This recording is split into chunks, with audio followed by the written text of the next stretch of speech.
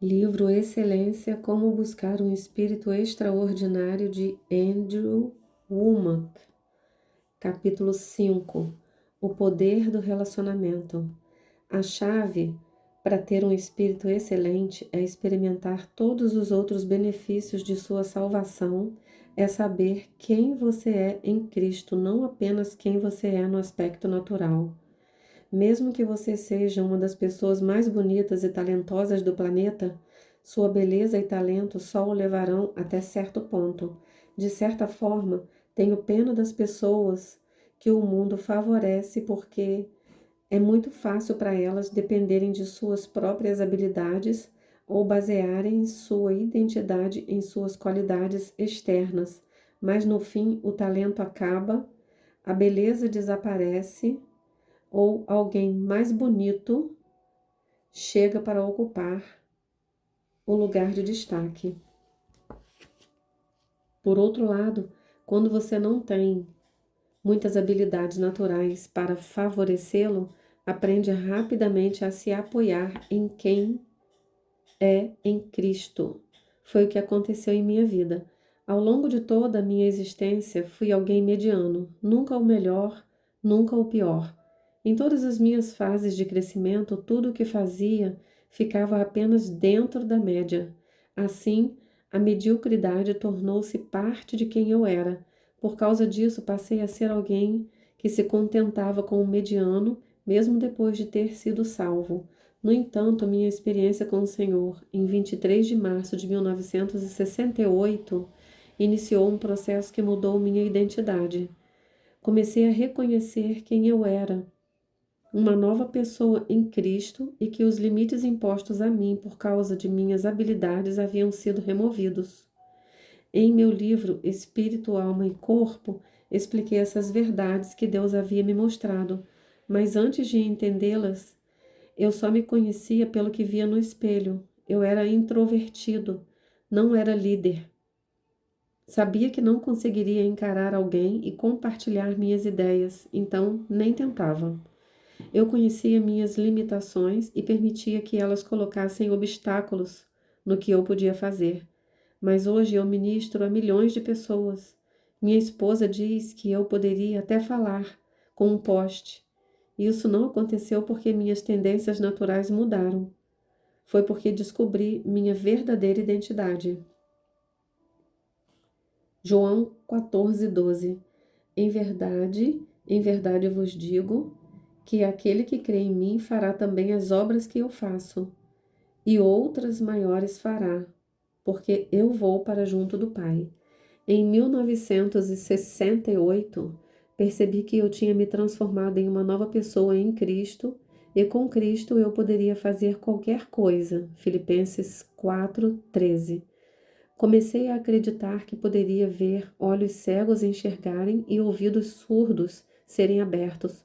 Comecei a crer que poderia presenciar pessoas sendo ressuscitadas dos mortos. Comecei a acreditar que tudo o que via na palavra era possível. E quando comecei a acreditar, comecei a ver essas coisas acontecerem. Se deseja ter um espírito excelente e deseja acreditar na exaltação vinda de Deus e em viver algo mais do que o mediano, você terá de identificar quem você é em Cristo. Terá que ir além de seus talentos e habilidades naturais.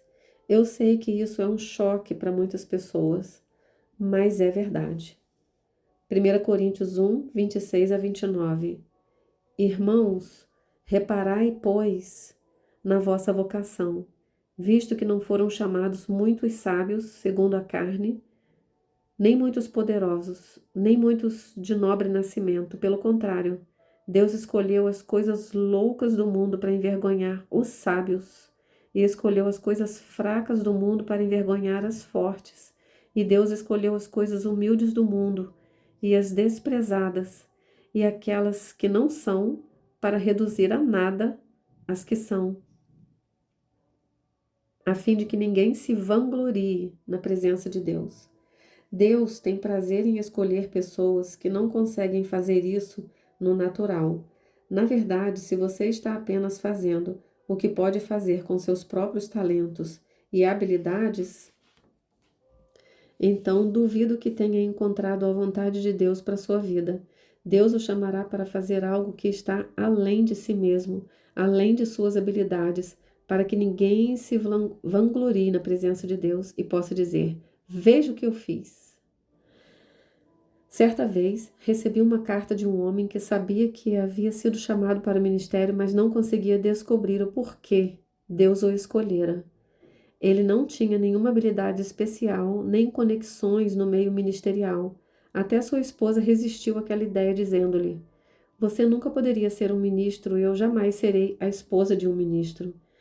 Os dois realmente se divorciaram por causa disso e por 12 anos esse homem patinou ao longo de sua vida enquanto tentava aceitar seu chamado. Em uma das minhas reuniões, ele finalmente parou de lutar. Mais tarde, enviou-me uma carta que dizia: depois de ver Deus usá-lo para ministrar e abrir os olhos aos cegos, determinei que Deus pode me usar. Decidi entrar no ministério em tempo integral. Ao longo de sua carta, ele perguntou: por que Deus usa caipiras do Texas para pregar sua palavra? Ele usou você, Copeland e Reagan? Por que você tem de ser um caipira para Deus usá-lo? Eu escrevi de volta: é porque caipiras sabem que seu sucesso só pode vir de Deus. Eu sei que isso incomoda muitas pessoas, porque elas pensam que se Deus pode usar uma pessoa sem talento, ele deve realmente ser capaz de usar alguém com muito talento. Mas um grande número de pessoas talentosas pensa: ó Deus, eu posso ver sua sabedoria em me escolher. Eu serei um triunfo. Vou facilitar isso. O Senhor só me apresente, me coloque no palco e eu assumirei a partir daí. Do ponto de vista de Deus, não importa quantos talentos um filho tenha, ninguém é digno de representá-lo. Nenhum ser humano falho poderia representar adequadamente um Deus infinitamente perfeito. Nenhum de nós é um bom representante do Criador do universo. Depois que fui chamado para o ministério, houve um tempo em que Jamie e eu tivemos dificuldades financeiras. Passamos dias sem comida, bebíamos água porque era de graça. Raramente enchíamos nosso tanque de gasolina porque simplesmente não podíamos pagar. Lembro-me de ir a uma conferência quando Jamie estava grávida de 8 meses. Enquanto estávamos lá, ouvimos um ensinamento sobre a prosperidade bíblica.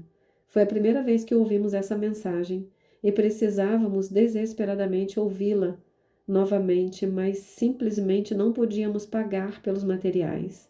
Não comíamos há dias, ficamos sem gasolina no caminho para lá. Literalmente não tínhamos nada. Enquanto observava minha esposa lutando para conter as lágrimas de decepção, prometi ao Senhor que se um dia Ele me desse uma revelação que pudesse ajudar os outros, nunca lhes negaria acesso por causa de falta de finanças. Aprendi muito desde os primeiros dias do ministério e do casamento, mas quando Jamie e eu começamos, eu não sabia como administrar um ministério multimilionário. Lutava para administrar meu próprio orçamento doméstico. No entanto, hoje nosso ministério está florescendo. Tocamos milhões de lares com o Evangelho. Vemos muitas curas e milagres regularmente. Todo ano distribuímos centenas de milhares de dólares em produtos. Temos um prédio em Colorado Springs no valor de cerca de 7 milhões de dólares e estamos construindo um campus de primeira classe do seminário bíblico em Woodland Park, Colorado, que vai custar algumas centenas de milhões de dólares. No momento em que estou escrevendo, já concluímos mais de 70 milhões de dólares do projeto completamente livre de dívidas. Deus fez coisas incríveis e não há nenhuma maneira de eu levar o crédito por qualquer uma delas. Sei que não sou nada por mim mesmo. Quando as pessoas olham para mim ou ouvem meu sotaque, Elas não pensam, uau, ele é incrível. Em vez disso, elas olham através de mim e veem o que o nosso ministério realizou e pensam, uau, Deus é incrível. Estou convencido de que isso é parte da razão pela qual Deus me escolheu para realizar essas coisas. Lembro-me da primeira vez que vim Catherine Kuhlman ministrar. Eu ainda fazia parte da Igreja Batista na época e tinha sido ensinado contra mulheres pregadoras. Então fui para a reunião cheio de preconceito acerca de seu ministério. Quando ela apareceu no palco, sabia que meu preconceito estava certo, ela era estranha. Tudo sobre ela me repelia. Ela usava vestidos longos e esvoaçantes, com umas mangas malucas que mais pareciam asas. Ela se esvoaçava no palco e acenava com os braços, tinha um sotaque afetado, transformando o nome de Deus em uma palavra de 3 sílabas e dizendo coisas como eu acho que ouço. Não havia nada sobre Catherine Kuhlman que eu gostasse, mas ela foi usada por Deus. A primeira vez que a vi, quando me inscrevi para ser um introdutor em uma de suas reuniões, o código de incêndio dizia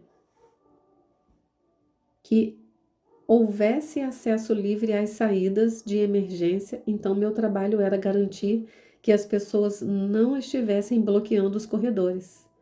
Isso significava que as cadeiras de rodas e macas tinham de ser transferidas para locais seguros, às vezes sem seu equipamento. Lembro de tirar uma mulher de uma maca e levá-la para uma cadeira.